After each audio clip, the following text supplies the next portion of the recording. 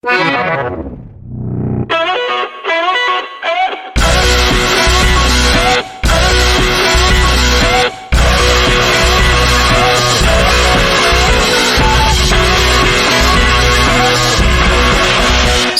et bienvenue à la musique en coulisses, je suis Toustid et depuis mon studio à Bord-les-Orgues, je vous présenterai cette nouvelle émission, cette fois-ci dédiée à la musique canadienne.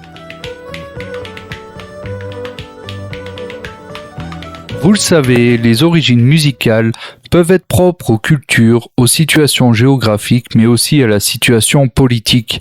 Oui, la politique inspire des styles musicaux, et c'est le cas pour le groupe québécois Les Cowboys Fringants, qui a provoqué un grand engouement pour son engagement pour l'indépendance du Québec et son environnement. Pour vous en parler, j'ai invité un artiste de Québec, du Québec, auteur, compositeur, interprète et sur place, j'ai immédiatement pensé à lui pour vous raconter un peu l'histoire de la pop, folk et country du Québec. Il a une telle culture musicale que c'était dommage de ne pas vous en faire profiter.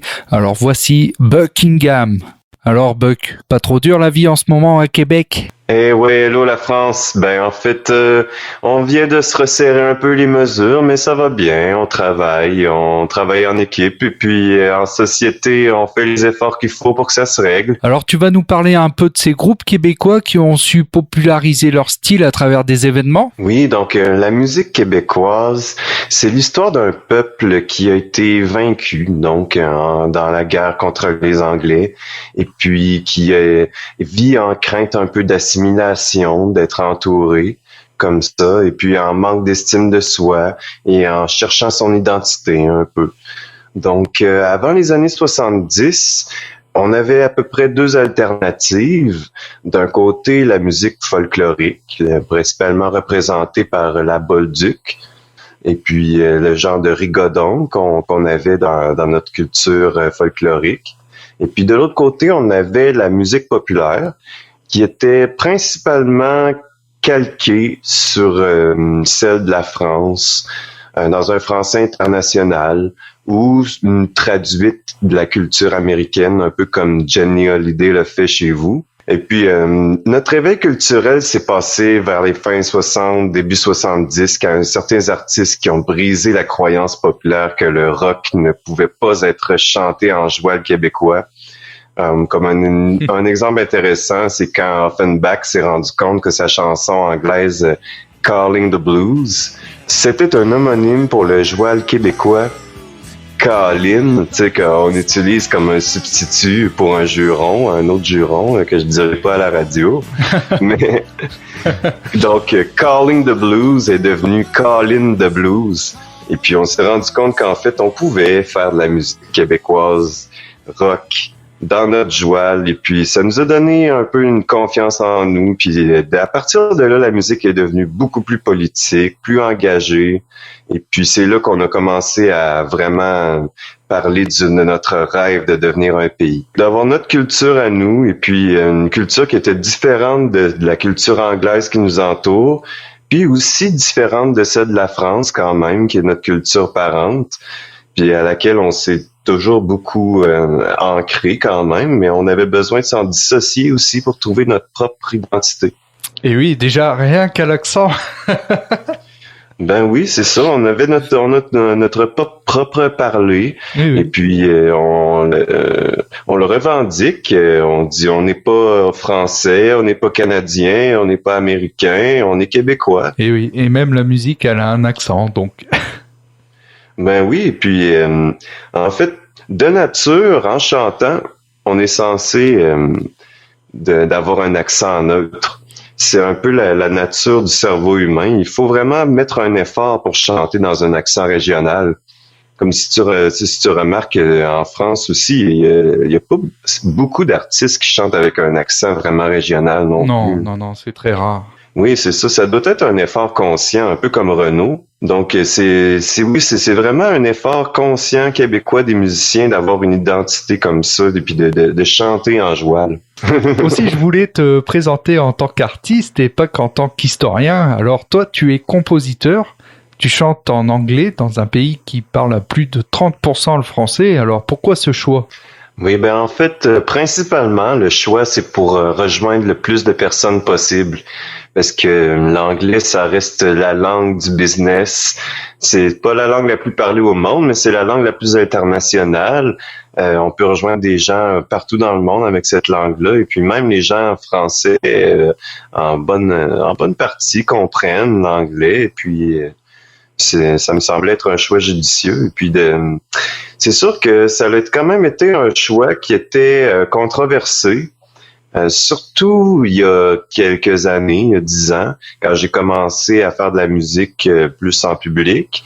La question de l'identité québécoise était souvent abordée. Des fois, quand je chantais dans la rue, les passants pouvaient me dire « Hey, on est au Québec, on chante en français. » Quand j'essayais d'avoir des contrats dans les bars, on me disait que ils prenaient seulement des artistes qui chantaient principalement en français. C'est ce genre de situation-là qui pouvait arriver, mais de nos jours, la situation a beaucoup évolué, surtout à cause de l'Internet, puis du fait qu'on est beaucoup plus ouvert aux cultures internationales, on devient une culture qui est moderne, qui est intégrée dans la culture de l'Ouest. Oui, et en France aussi, hein, c'est exactement la même situation, hein. Oui, mais j'imagine, mais je pense que ça se passe un peu partout dans le monde, parce qu'on devient toute une communauté mondiale, un peu, là, je dirais. Là, il y a beaucoup moins de préoccupations sur l'identité là, régionale, je pense. Là. Ouais. Et de quoi t'inspires-tu alors pour tes compositions? Ben oui, ben moi principalement, je m'inspire de ce qui m'arrive à moi, de la façon que je vois la vie, et puis des voyages que j'ai faits quand j'étais plus jeune, puis que j'ai découvert un peu tout ce qui se passait dans le monde. Donc moi, j'ai toujours été quelqu'un qui était plus du côté à rester dans le Canada, en fait, puis d'intégrer le plus de choses des autres cultures possibles pour renforcer la nôtre. Et puis de nos jours, je pense que ça va beaucoup plus dans le sens où je le vois aussi. Là. Donc le paysage québécois t'inspire aussi alors? Ça, c'est certain. On est tous inspirés de l'endroit d'où on vient. Et puis moi, quand j'étais jeune, c'était une autre période d'agitation politique aussi. Il y avait un deuxième référendum sur la question de devenir un pays ou pas. Puis la musique était encore une fois très, très motivante là, à écouter puis à vivre là, en communauté. Il y avait vu des spectacles, là, surtout à la fête nationale, à la Saint-Jean, où on pouvait les jouer de la musique folklorique, puis ça brassait comme si c'était un mosh pit de show de heavy metal. Est-ce que les conditions météo vous apportent une inspiration supplémentaire? Oui, c'est certain. En fait, on dit que dans le nord de l'Amérique, les artistes travaillent beaucoup plus sur leur musique du fait qu'ils sont enfermés la moitié de l'année dans l'intérieur à pratiquer. Ouais, la chance, le confinement. Ben oui, c'est un peu le confinement, en effet, oui, un peu. On vit le confinement pour ceux qui sont plus frileux, là. Oui. Bah, ça permet de travailler, de se forcer à travailler. J'ai vu une interview là récemment, là, je change de sujet, mais David Guetta, il était content du confinement parce qu'il pouvait se lever tous les matins à la même heure, travailler le même temps et aller se coucher à la même heure. Il était heureux de ça. Et au Canada aussi, alors bon, c'est peut-être un peu pareil, surtout les périodes hivernales. Hein. Oui, sans vouloir être insensible sur ceux qui vivent un peu moins bien le confinement. Pour les artistes, c'est un peu une bénédiction, honnêtement, d'avoir tout ce temps, puis d'être chez soi, à travailler sur notre art et puis tout. Puis oui, c'est quelque chose que les Canadiens connaissent depuis longtemps, puis oui, c'est quelque chose qu'on dit sur que les albums canadiens, on travaille plus dessus un peu à cause de ça, ouais. Alors aussi, j'ai une question. Est-ce qu'on peut écouter une de tes chansons? Ben oui, mais pour continuer sur le thème du froid, j'ai écrit une chanson qui parle un peu de ce qu'on vit quand on est un fumeur dans l'hiver au Canada. Ok, Smoker in the Winter, c'est ça? Oui, c'est bien ça. Eh ben, on va l'écouter tout de suite.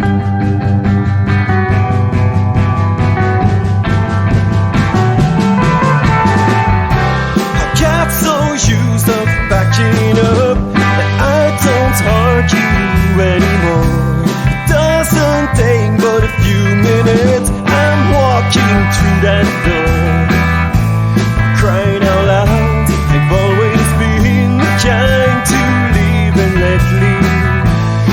I've learned through my travels, you don't always get what you hear. Till you get out there through the wind and ice. The righteous don't compromise. Who set restraint puts you on top of your peers. Now you should know how it feels.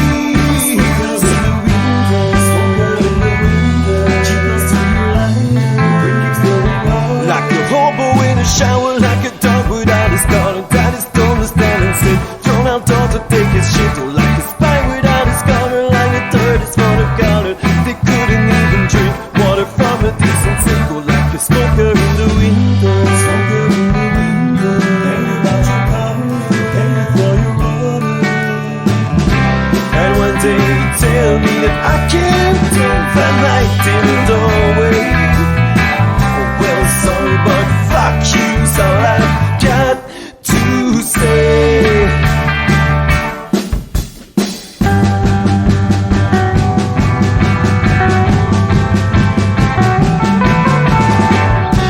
Aimer quelqu'un, c'est l'accepter. Les choix qu'il fait sur son chemin, sans le juger ou vouloir le changer. Même si l'on croit que c'est pour son bien. Mais c'est si facile de confondre altruisme et égocentrisme. Et parfois c'est dur de voir la ligne entre humanisme et fascisme. It doesn't matter if you're young or old, you just do what you're told. Once your back is blocked, so there's no getting away. Now they're still making you pay.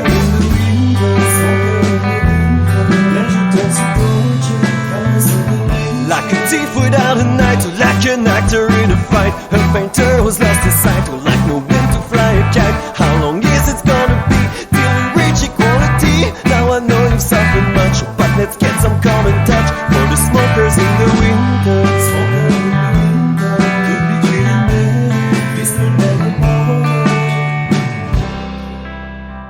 Alors Buckingham, c'est la chanson sur laquelle j'ai travaillé pour toi la première fois. Oui, c'était le début de notre collaboration, en effet, oui. Oui, c'était intéressant et puis ça m'a fait découvrir aussi ce petit côté canadien, ce titre-là. Oui, c'est bien toute la collaboration qu'on peut faire entre les pays puis les cultures de nos jours avec la technologie qui nous est offerte, c'est merveilleux. Ça nous a vraiment permis de faire un beau projet puis une belle collaboration ensemble. Est-ce que tu as d'autres projets? Est-ce que tu as des idées futures? Qu'est-ce que tu envisages à l'avenir? Oui, ben en fait, toutes les chansons qu'on est en train de faire ensemble, c'est un peu un album concept que je suis en train d'assembler, qui raconte l'histoire d'un voyageur, et puis de comment il voit la vie, puis comment il évolue là-dedans. Et puis là, présentement, je suis en train de m'équiper, puis de faire des tests pour commencer une chaîne YouTube où je vais parler de l'histoire de la musique. Et t'as le nom de cette chaîne YouTube sur laquelle on pourrait te trouver? Oui, alors ça va être Buck and Roll avec un N entre les deux. Et puis vous pouvez aussi me trouver sur SoundCloud avec ce même nom. Eh bien, j'ai bien envie de vous faire écouter un deuxième titre sur lequel on a travaillé ensemble et qui s'appelle Roxanne. C'est un morceau un peu plus fort, un peu plus dynamique, avec un peu plus de complexité dans les sonorités et la variété. Her whole life comes from the ashes of the shadow of a tree. And if ever the memory of some angel pops up some cold November, she laughs to their health and starts to cry for the ones she can't remember. I did good in my life, but less often in vain. But she doesn't ask forgiveness, no, she cares for the best. Keep on living, can't you see I'm falling a little deeper every time her breath vanishes from your heart? Stay awake a little more, now you're smoking your life away. consuming your soul. Keep the fire a little more. I promise we'll die together at 27.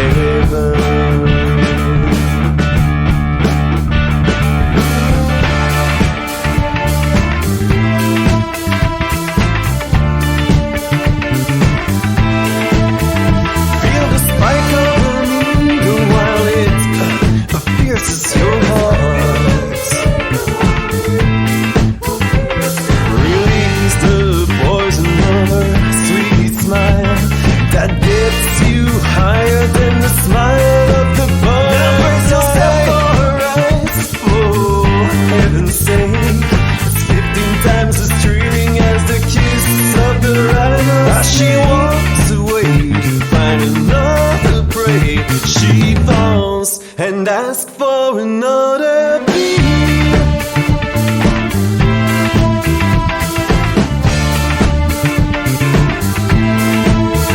With her eyes and her mean looks, she just turns me on.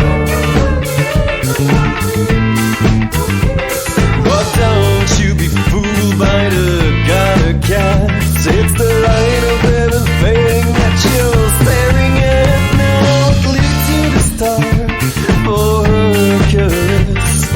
Not even aware of what you're witnessing as she walks away to find another prey. She falls and asks for another beer.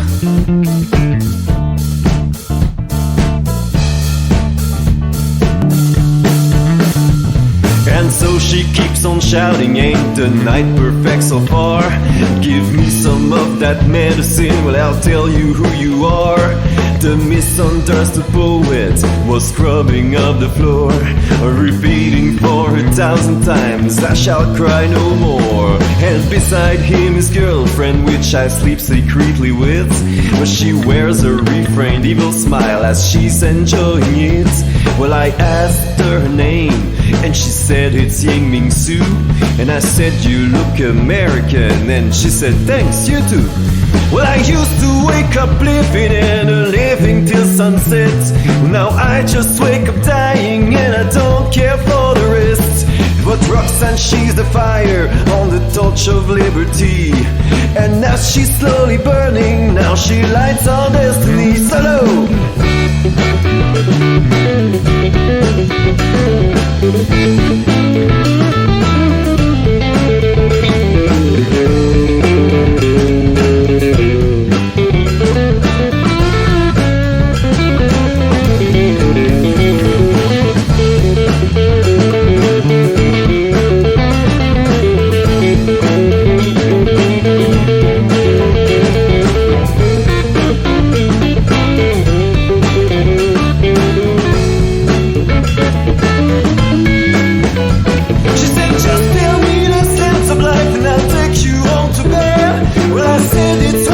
Doing now, she said, no, it's way ahead, but we will share it anyway. I forgive all the sins. If I waited for the answer, I would still be a carry back to my dreams. That's where I belong. You're living your life as if you're living your last fix. Keep on living, can't you see I'm falling a little deeper every time a breath vanishes from your heart? Stay awake a little more.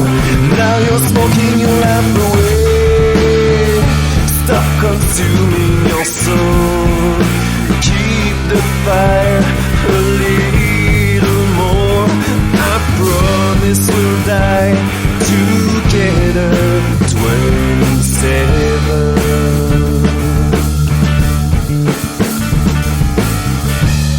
Et dans la rubrique des bizarreries instrumentales de ce mois-ci, on va vous parler de la trompette du carnaval de Québec, qui est rouge et qui fait un seul son ou deux quand on est vraiment balèze. Et toi, Buck, t'en as déjà vu, t'en as déjà fait. Qu'est-ce que tu peux me dire sur cette trompetterie? Oh, cette trompette, j'en ai déjà vu, j'en ai déjà fait, j'en ai déjà subi aussi. C'est un instrument qu'on utilise au carnaval pour faire du bruit, pour fêter. C'est un instrument de célébration. Étrangement, surprenamment, on peut produire des sons précis, des notes avec cet Faut être doué, instrument-là. hein. Parce qu'apparemment, il y a un pincement de lèvres. C'est un petit peu plus dur que la trompette classique. Je me trompette Oui, ben c'est pas un instrument là, pour faire du bruit. qui a été construit vraiment d'une façon professionnelle. C'est un tube de plastique là. Oui. Donc oui, pour produire une note précise avec ça, j'imagine que ça doit prendre une technique et puis une concentration assez forte. Moi, j'ai même récemment appris que c'était possible, mais ça peut quand même atteindre un volume de 114 décibels, donc Ouais, c'est pas ça. négligé. Ok. Oui, non, c'est pour la célébration. Et puis, il paraît que ça a été inventé en 1955 quand les festivals ont commencé à prendre de l'ampleur. Et puis, c'est toujours la même compagnie qui les a inventés, qui les vend de nos jours. Eh ben, en tout cas, Buck, je te remercie pour avoir fait acte de présence et de nous avoir renseigné, nous donner un petit peu plus de ta culture, de ta région et de ton expérience aussi musicale. Oui, ben, tout le plaisir était pour moi. Alors, merci à toi de m'avoir interviewé et puis merci à vous de m'avoir écouté. Et puis, j'espère que vous allez aller voir ce que j'ai fait et puis qu'on va se revoir très bientôt. Eh ben, avec plaisir, il n'y a pas de souci. Je te remercie encore et on ira suivre Buck and Roll sur YouTube. Hein. Merci à toi. Au revoir. Voilà, c'est ainsi que s'achève cette émission sur la musique canadienne. J'espère qu'elle vous aura plu. Je tenais à préciser qu'elle a été enregistrée exclusivement via Messenger, d'où la qualité sonore. On fera mieux la prochaine fois parce que la prochaine émission, je vous parlerai d'autotune, les musiques et les groupes qui utilisent autotune, pourquoi et comment, et ça sera intéressant, je pense. Ça vous intéressera, du moins, vu que c'est d'actualité. Et voilà, c'était Toasted. À bientôt pour la musique en coulisses.